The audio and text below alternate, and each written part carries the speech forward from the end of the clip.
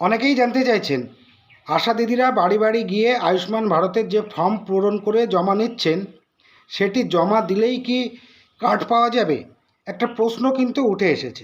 তো আজকের ভিডিওতে এই প্রশ্নের উত্তর, কার্ড পাওয়ার জন্য কি কি শর্ত রয়েছে এবং কি কি বিষয় আগে থেকেই ঠিক করে রাখা দরকার, সব কিছুর সহজ ভাষায় জানাবো। প্রথমে একটি গুরুত্বপূর্ণ বিষয় পরিষ্কার করে দেওয়া যাক। ফর্ম জমা দেওয়ার পর সংশ্লিষ্ট কর্তৃপক্ষ নথি যাচাই করবে।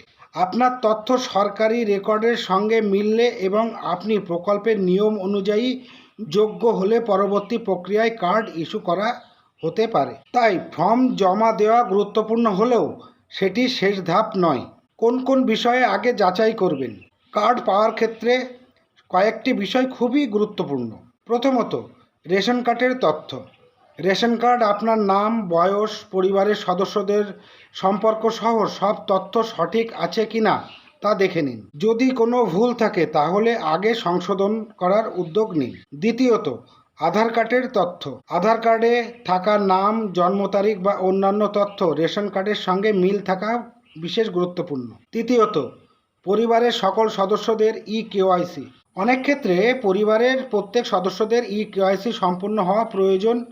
যদি কারোর কেওয়াইসি বাকি থাকে তাহলে সেটি যত দ্রুত সম্ভব সম্পূর্ণ করার চেষ্টা করুন।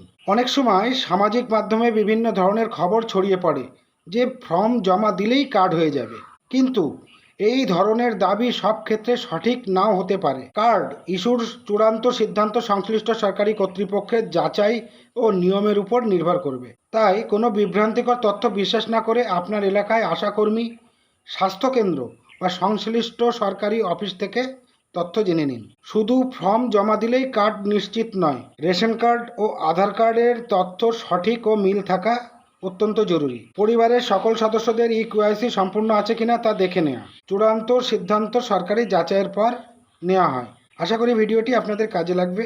ভিডিওটি ভালো লাগলে লাইক, শেয়ার এবং সেই সাথে কমেন্টস করবেন, এবং যারা ইউটিউব থেকে দেখছেন সাবস্ক্রাইব, এবং যারা ফেসবুক থেকে দেখছেন তারা ফলো করতে ভুলবেন না। সেই সাথে সাথে নোটিফিকেশন এবং পাশে থাকা বেল আইকনে ক্লিক করুন, যাতে সরকারি প্রকল্প ও গুরুত্বপূর্ণ আপডেট সবার আগে পেয়ে যান। ধন্যবাদ। দেখা হবে আবার পরবর্তী ভিডিওতে।